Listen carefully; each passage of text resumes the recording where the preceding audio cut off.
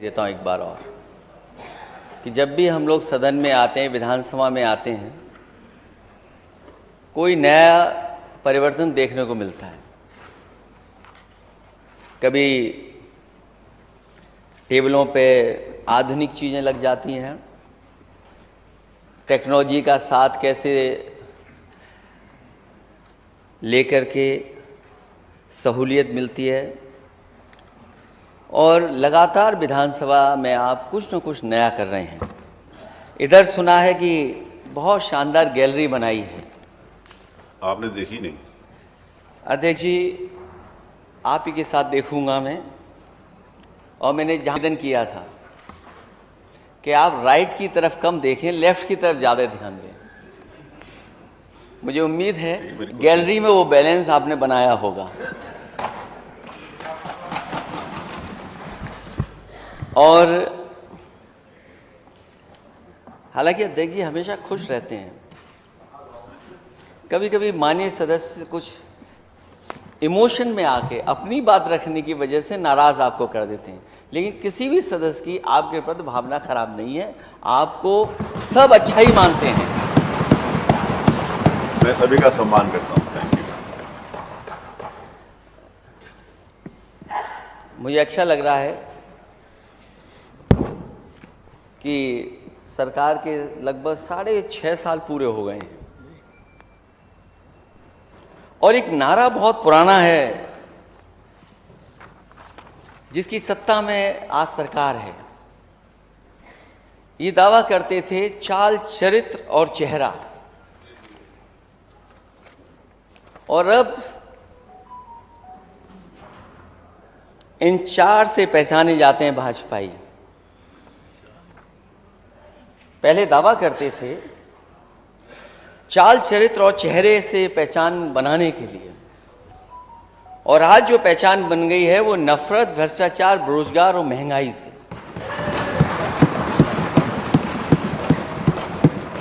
हमारे नेता सदन बहुत समझदार हैं,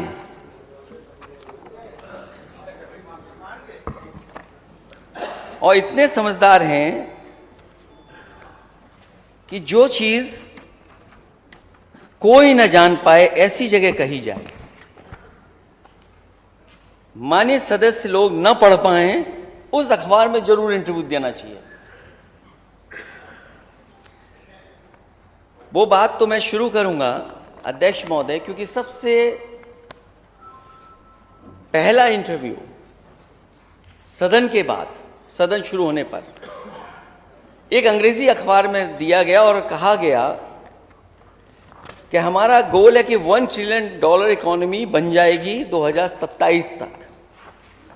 ये बात शुरू में भी हम लोगों ने कही थी, जब सदन में हम लोगों को अध्यक्ष महोदय बोलने का मौका मिला था बजट पर, कि इतना बड़ा सपना दिखाया जा रहा है कि $1 ट्रिलियन इकोनॉमी हो जाएगी। ये $1 ट्रिलियन इकोनॉमी बिना किसान की मदद के कैसे संभव है? बिना एग्रीकल्चर सेक्टर को बेहतर किए कैसे संभव है? जब इस इंटरव्यू को मैं देखता हूं तो मुझे ये लगता है कि इसमें बोला कम गया है, लिख करके ज्यादा दिया गया है।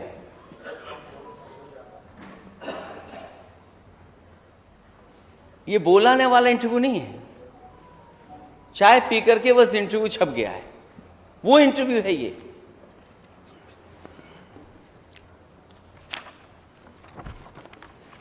हमारे नेता सदन कहते हैं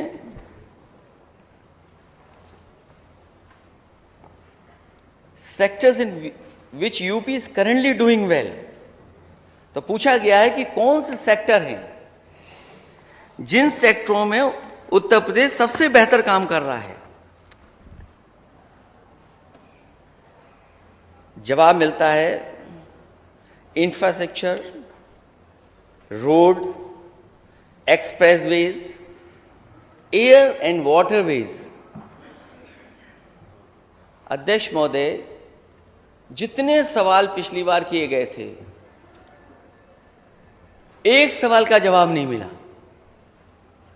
कम से कम नेता सदन ये बताएंगे कि जहां इतना इंफ्रास्ट्रक्चर काम हो रहा है, ये वाटरवेज कहां चल रहा है, वाटरवेज में कहां व्यवस्था बना रहे हैं। पूरे उत्तर प्रदेश में वाटरवेज कहां है आपके पास। मल्टी मॉडल ट्रांसपोर्ट सिस्टम, ये मल्टी मॉडल ट्रांसपोर्ट सिस्टम क्या है। फ्रेट कॉरिडोर, अगर ये फ्रेट कॉरिडोर आपने बनाया होता नेता सदन, तो ये गोरखपुर होके क्यों नहीं जा रहा है। ये गोरखपुर होके भी जाता। और फिर जितना पुरानी सरकारों का काम था फ्रेट कॉरिडोर का, वही चल रहा है, कोई नया फ्रेट कॉरिडोर नहीं हुआ है।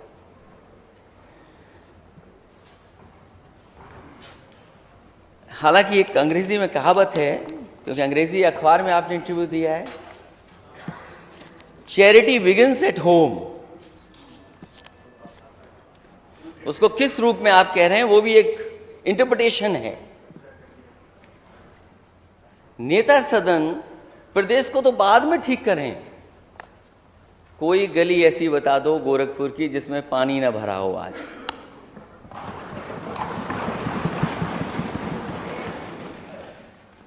कोई सड़क ऐसी है जिसमें पानी जल भराव ना हुआ हो। तब अध्यक्ष महोदय, नेता सदन 6.5 साल से मुख्यमंत्री हैं और अपने शहर का जल भराव नहीं ठीक कर पा रहे हैं, तो कोई कैसे उम्मीद करेगा कि प्रदेश में बाढ़ पे भी नियंत्रण हो जाएगा और सूखे में भी पानी मिल जाएगा। जो लोग अपना घर नहीं ठीक कर सकते, वो दूसरों का घर कैसे ठीक करेंगे। और कहा क्या गया था कि किसान की हम आय दोगुनी कर देंगे। किसान की आय दोगुनी, किस फसल की आय दोगुनी हो गई। नेता सदन बताएं, पूरे प्रदेश में माननीय सदस्य यहां बैठे हैं, अगर कहीं भी 6.5 साल में देखिए एक नई मंडी बनाई हो, एक मंडी नई बनाई हो,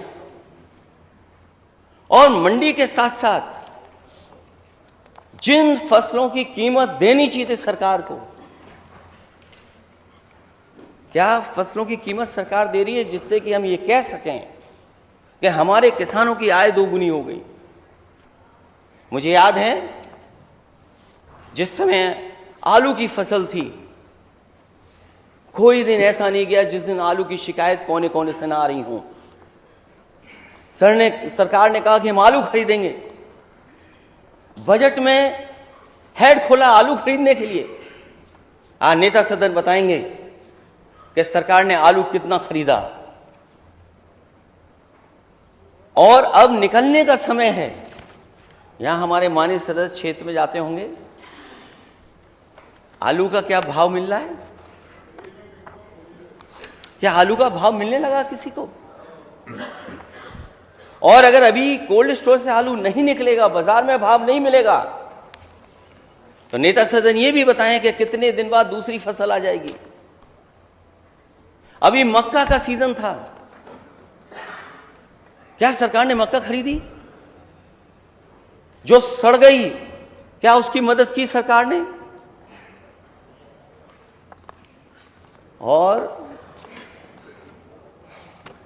धान की तैयारी सरकार के पास क्या है कि अगर सरकार को खरीद करनी पड़ेगी तो क्या तैयारी, पिछली तैयारी तो हम लोगों ने भी देखी है।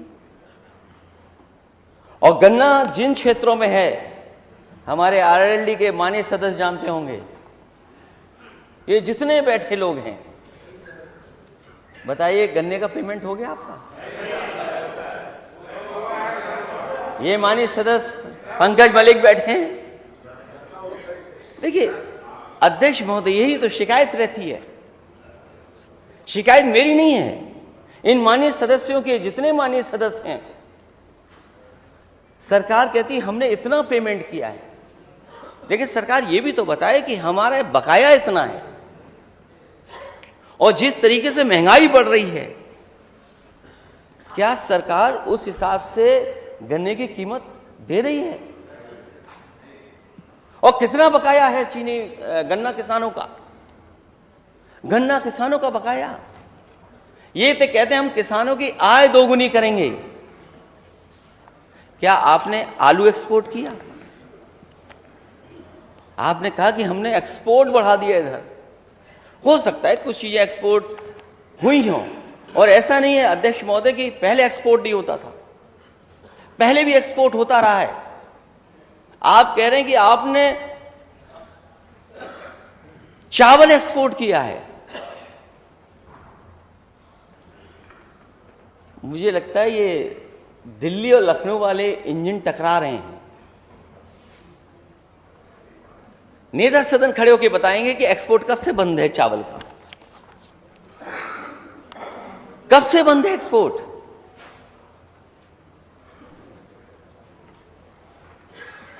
आम भेजा है आपने, आम तो पहले भी जाता था। जिन लोगों ने मंडियां संभाली होंगी, मंडी सरकारों में रहे होंगे, वो जानते हैं कि बहुत सी चीजें पहले भी एक्सपोर्ट होती थी। हमें बताएं, आलू कितना एक्सपोर्ट हो गया आपका? धान, चावल कितना एक्सपोर्ट हो गया? और सुना है कि अब तो लंदन आम जा रहा है यहां से। वेजिटेबल्स मिर्जापुर से जा रही, बलिया से जा रही हैं। और टमाटर का रंग नहीं देखा? आप बात ही नहीं करना चाहते टमाटर पे, क्योंकि टमाटर की कीमत ने आपके चेहरों को लाल कर दिया। आप टमाटर पे बात ही नहीं करना चाहते। और अध्यक्ष महोदय, दुनिया में नहीं हुआ होगा कि किसी ने महंगाई पर कोई बात रखी हो, उसे जेल भेज दें आप। लोकतंत्र में यह अधिकार है कि हम लोगों को जागरूक करें, संदेश दें। एक को रास्ता निकाला उसने कि हम टमाटर की दुकान खोल करके लोगों को जागरूक करें। कैसा लोकतंत्र है जिसने टमाटर पे जगाया? आपने उसे दुकानदार के न केवल बेटे को, उसके पिता को जेल भेज दिया। क्या यही लोकतंत्र है आपका? क्या आपने जेल भेज दिया उन दोनों को? और टमाटर के लिए आपको फोर्स लगानी पड़ी इसलिए कि केवल ये बात कह दी हम लोगों ने, समाजवादियों ने केवल ये बात कह दी कि हो सकता है टमाटर को Z+ की सुरक्षा देनी पड़े, सिक्योरिटी देनी पड़े, क्योंकि खबरें आ रही थी उत्तर प्रदेश के कोने कोने से, कई जगह से, क्या टमाटर आया और चोरी हो गया, ट्रक से लदा हुआ टमाटर ले गए।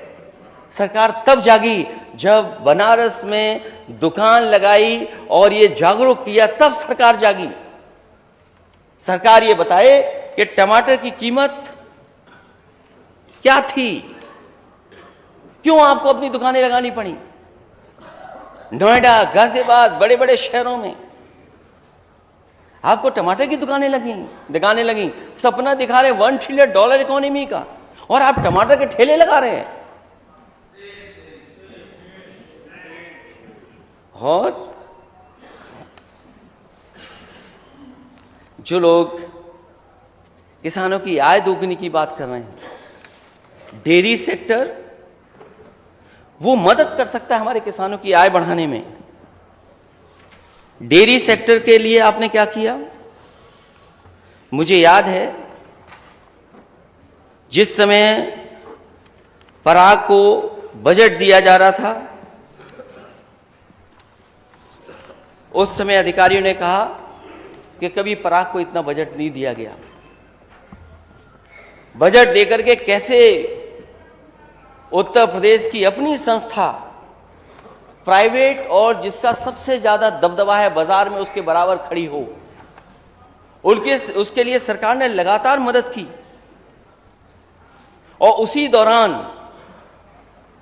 काऊ मिल्क प्लांट लगाया गया, वर्ल्ड क्लास टेक्नोलॉजी में बेहतर, आज के समय के हिसाब से। अध्यक्ष जी, एक काऊ मिल्क प्लांट लगा, किसान गाय का दूध देने लगे। इस सरकार ने कहा कि गाय की क्या जरूरत है दूध देने की, आप भैंस का भी लाओ, हम मिक्स प्रोडक्ट बनाएंगे। मिक्स प्रोडक्ट बनने लगे उससे। और सरकार ने कोई बजट नहीं दिया। आज स्थिति ऐसी आ गई कि वो काऊ मिल्क प्लांट बंद है। केवल वही बंद नहीं है, ये मेरठ के हमारे माननीय सदस्य भी जानते होंगे, माननीय सदस्य जो मेरठ से आते होंगे, 256 करोड़ रुपए दिए गए थे डेयरी को उच्चीकरण के लिए, उसको अपग्रेड करने के लिए। क्या आपकी डेयरी प्लांट चल रहे हैं उत्तर प्रदेश के सभी? क्या डेयरी प्लांट सब चल रहे हैं?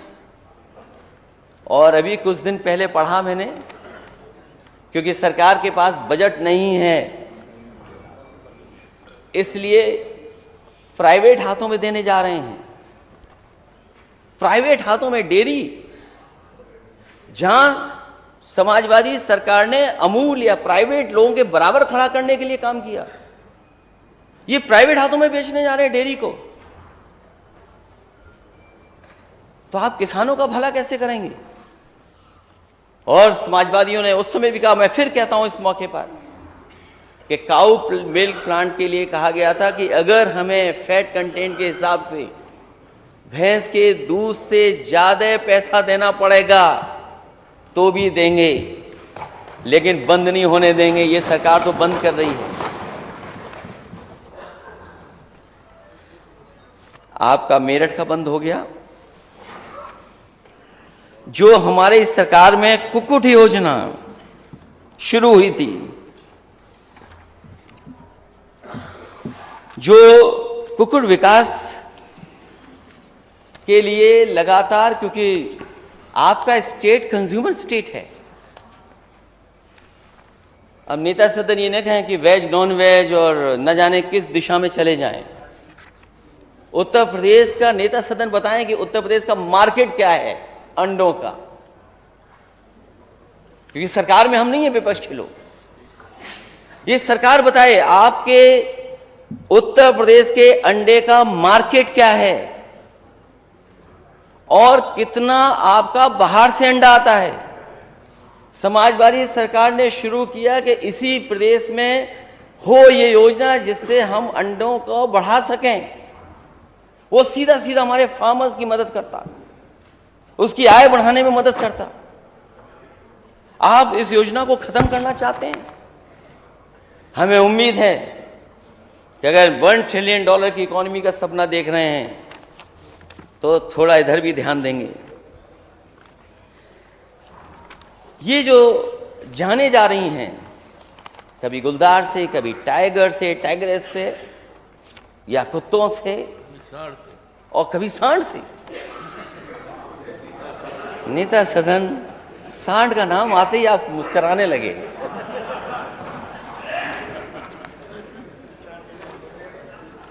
ये जितने माननीय सदस्य बैठे हैं, जो उस क्षेत्र से आते हैं, पीलीभीत के माननीय सदस्य उधर भी बैठे होंगे। विपक्षी न माने नेता सदन, कब कहेगा अपने सदस्यों की माने। 40 से ज्यादा गरीब और किसानों की जान जा चुकी है, लखीमपुर में जा चुकी है, बिजनौर में गई है जान, गाजीपुर में भी। केवल अभी तो मैं गुलदार और टाइगर की बात कर रहा हूं, सांड तो बाद में लंबी सूची है उसकी। सोचिए, गुलदार, लेपर्ड आपके खेतों में घूम रहा है, किसान जा नहीं पा रहे।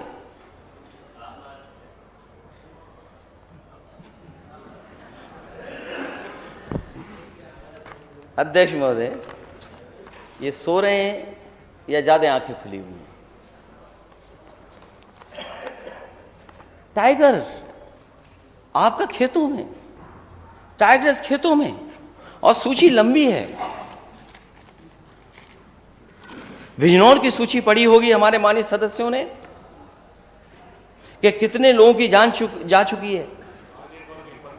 कोई 1 दिन 2 दिन की बात नहीं है, ये 7-8 महीने से चल रहा है।